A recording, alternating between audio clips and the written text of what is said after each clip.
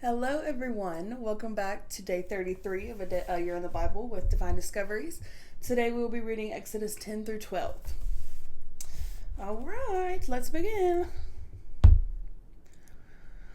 Then the Lord said to Moses, "Go to Pharaoh, for I have hardened his heart and the hearts of his officials, so that I may perform these signs of mine among them, that you may tell your children and grandchildren how I dealt harshly with the Egyptians and how I performed my signs among them, and that you may know that I am the Lord." So Moses and Aaron went to Pharaoh and said to him, "This is what the Lord, the God of the Hebrews, says. How long will you refuse to humble yourself before me? Let my people go so that they may worship me. If you refuse to let them go, I will bring locusts into your country tomorrow. They will cover the face of the ground so that it cannot be seen. They will devour what little you have left after the hail, including every tree that is growing in your fields. They will fill your houses and those of all your officials and all the Egyptians. Something neither your parents nor your ancestors have ever seen from the day they settled in this land until now." Then Moses turned and left Pharaoh. Pharaoh's officials said to him, "How long will this man be a snare to us? Let the people go so that they may worship the Lord their God. Do you not yet realize that Egypt is ruined?" Then Moses and Aaron were brought back to the Pharaoh. "Go worship the Lord your God," he said, "but tell me, who will be going?" Moses answered, "We will go with our young and our old, with our sons and daughters, and with our flocks and herds, because we are to celebrate a festival to the Lord." Pharaoh said, "The Lord will be with you if I let you go, along with your women and children. Clearly you are bent on evil. No, have only the men men go and worship the Lord, since that what you have been asking for." Then Moses and Aaron were driven out of Pharaoh's presence. And the Lord said to Moses, "Stretch out your hand over Egypt so the locusts swarm over the land and devour everything growing in the fields, everything left by the hail." So Moses stretched out his staff over Egypt, and the Lord made an east wind blow across the land and all that day and all that night. By morning the wind had brought the locusts. They invaded all Egypt and settled down in every area of the country in great numbers. Never before had there been such a plague of locusts, nor will there ever be again. They covered the ground until it was black. They devoured all that was left after the hail, everything growing in the fields and the fruits on the trees. Nothing green remained on the tree or plants in all the land of Egypt. Pharaoh quickly summoned Moses and Aaron and said, "I have sinned against the Lord and God against you. I have sinned against the Lord your God and against you.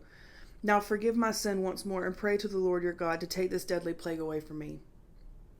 Moses then left Pharaoh and prayed with the Lord, and the Lord changed the wind to a very strong west wind, which caught up with the locusts and carried them into the Red Sea. Not a locust was left anywhere in Egypt. But the Lord hardened Pharaoh's heart, and he would not let the Israelites go. Then the Lord said to Moses, "Stretch out your hand toward the sky so that my darkness spreads over Egypt. Darkness can be felt." So Moses stretched out his hand toward the sky, and total darkness covered all Egypt for 3 days. No one could see anyone else or move about for 3 days. Yet all the Israelites had light in the places where they lived. Then Pharaoh summoned Moses and said, "Go worship the Lord, even your women and children may go with you. Only leave your flocks and herds behind."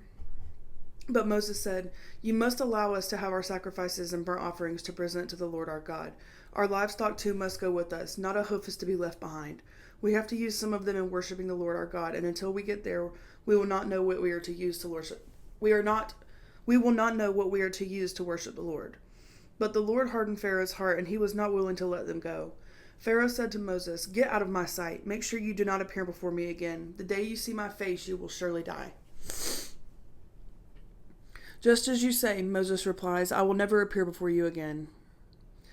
Now the Lord had said to Moses, "I will bring one more plague on Pharaoh and on Egypt. After that, he will let you go from here. And when he does, he will drive you out completely. Tell the people that men and women alike are to ask their neighbors for articles of silver and gold." The Lord made Egyptians favorably disposed toward the people, and Moses himself was highly regarded in Egypt by Pharaoh's officials and by the people. So Moses said, "This is what the Lord says. About midnight I will go throughout Egypt. Every firstborn son in Egypt will die. From the female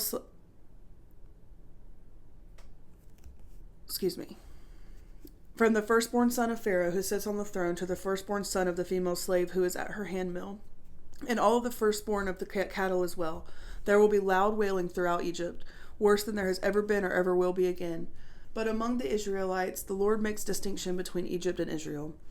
All of these officials of yours will come to me, bowing down before me and saying, 'Go, you and all of the people who follow you. After that, I will leave.'" Then Moses, hot with anger, left Pharaoh. The Lord said to Moses, Pharaoh will refuse to listen to you, so that my wonders may be multiplied in Egypt. Moses and Aaron performed all of these wonders before Pharaoh, but the Lord hardened Pharaoh's heart, and he would not let the Israelites go out of his country. The Lord said to Moses and Aaron in Egypt, This month is to be for you the first month of your year. Tell the whole community of Israel that on the 10th day of this month, each man is to take a lamb for his family, one for each household. And if any household is too small for a whole lamb, they must share one with the nearest neighbor, having taken into account the number of people there are. You are to determine the amount of lamb needed in accordance with what each person will eat. The animals you choose must be year-old mates without defect, and you may take them from the sheep or the goats. Take care of them until the 14th day of the month, when all the members of the community of Israel must slaughter them at twilight. Then they are to take some of the blood and put it on the sides and tops of the door frames of the houses where they eat the lambs. That same night they are to eat the meat roasted over the fire along with bitter herbs and bread made without yeast. Do not eat meat raw or boiled in water, but roasted over a fire, with the head, legs, and internal organs. Do not leave any of it until morning. If some is left till morning, you must burn it. This is how you are to eat it, with your cloak tucked into your belt, your sandals on your feet, and your staff in your hand. Eat it in haste. It is the Lord's Passover. On that same night I will pass through Egypt and strike down every firstborn of both people and animals. I will bring judgment on all the gods of Egypt. I am the Lord.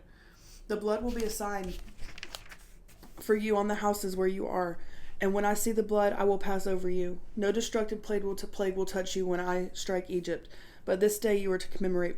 For the generations to come, you shall celebrate it as a festival to the Lord, a lasting ordinance. For 7 days you are to eat bread made without yeast. On the first day, remove the yeast from your houses, for whoever eats anything with yeast in it from the first day throughout the 7th day must be cut off from Israel. On the first day, hold a sacred assembly, and another one on the 7th day. Do not work at all on these days, except to prepare food for everyone to eat. This is all that you may do. Celebrate the festival of the unleavened bread, because on this very day that I brought your divisions out of Egypt, celebrate this day as a lasting ordinance for the generations to come. In the first month you are to eat bread made without yeast, from the evening of the 14th day until the evening of the 21st day. For 7 days no yeast is to be found in your houses, and anyone, whether foreigner or native born, who eats anything with any yeast in it must be cut off from the community of Israel. Eat nothing made with yeast.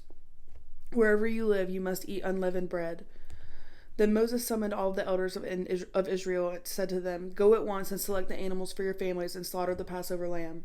Take a bunch of hyssop, dip it into the blood of the basin, and put some of the blood onto the top and on both sides of the door frame. None of you shall go out of the door of your house until morning. When the Lord goes through the land to strike down the Egyptians, he will see the blood on the tops and the side of the door frames and will pass over that doorway. He will not permit the destroyer to enter your houses and strike you down. Obey these instructions as a lasting ordinance for you and your descendants. When you enter the land that the Lord will give you, as he promised, observe this ceremony. When the children ask you, What does this ceremony mean to you?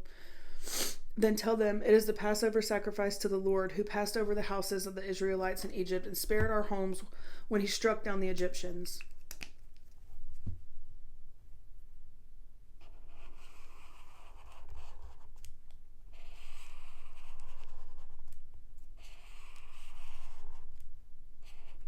Then the people bowed down and worshipped. The Israelites did just what the Lord commanded Moses and Aaron. At midnight, the Lord struck down all the firstborn in Egypt, from the firstborn of Pharaoh who sat on the throne to the firstborn of the prisoner who was in the dungeon, and the firstborn of all of the livestock as well.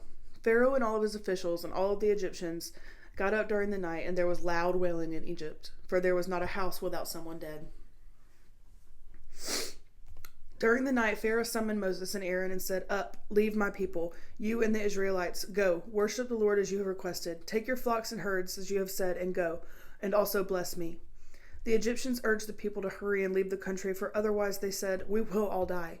So the people took their dough before their yeast was added and carried it on their shoulders in kneading troughs wrapped in clothing. The Israelites did as Moses instructed and asked the Egyptians for articles of silver and gold and for clothing. The Lord had made the Egyptians favorably disposed toward the people and gave them what they asked for, so they plundered the Egyptians. The Israelites journeyed from Ramesses to Succoth, where they were about 600,000 men on foot, besides women and children. Many other people went up to them and also large droves of livestock, both flocks and herds. With the dough the Israelites had brought from Egypt, they baked loaves of unleavened bread. The dough was without yeast because they had been driven out of Egypt and did not have time to prepare food for themselves. Now the length of time the Israelite people lived in Egypt was 430 years.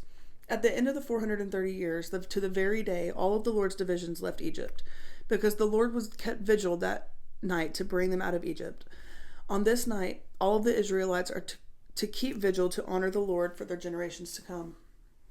The Lord said to Moses and Aaron, "These are the regulations for the Passover meal. No foreigner may eat it. Any slave you have brought may eat it after you have circumcised him, but a temporary resident or a hired worker may not eat it. It must be eaten inside the house. Take none of the meat outside the house. Do not break any of the bones. The whole community of Israel must celebrate it. A foreigner residing among you who wants to celebrate the Lord's Passover must have all of the males in his household circumcised. Then he may take part, like one born in the land. No uncircumcised male may eat it. The same law applies to both the native born and the foreigner residing among you." All the Israelites just did what the Lord had commanded. All the Israelites did just what the Lord had commanded Moses and Aaron. And on that very day, the Lord brought the Israelites out of Egypt by their divisions. All right, guys. That was Exodus 10 through 12. And we have 4 reflection questions for you today. Number 1, how does the progression of plagues demonstrate God's ultimate power over Pharaoh and the Egyptian gods? Number 2, what does Pharaoh's continued resistance to letting the Israelites go reveal about his character and his relationship with God? Number 3, how does the instruction to mark the doorposts with the blood of the lamb demonstrate the need for obedience to God's commands to receive protection? And number 4, how can we apply the lessons of God's deliverance from Egypt to our own challenges and struggles today? All right, guys. Thank you so much for joining us. I get so excited to make these videos and just be able to have a source for people to come to. So I'm really thankful for each and every one of you who watch these. So let's go ahead and get into our prayer for the day. Dear Lord, thank you for this day and the opportunities that it brings. I thank you for allowing us to celebrate Dylan's birthday with our closest friends last night. I know he felt so special and so loved. As I prepare for tomorrow, Lord, I ask you to be with me now more than ever. I'm getting baptized tomorrow and I'm so excited. I can't wait to be closer to you. Thank you for loving me, Lord. In Jesus' name I pray. Amen. All right, guys, I'll see you tomorrow for our birthday baptism episode. I'm so excited. I will share everything with you. And tomorrow we will also be reading Exodus 13 through 15. So I'll see you then. Bye.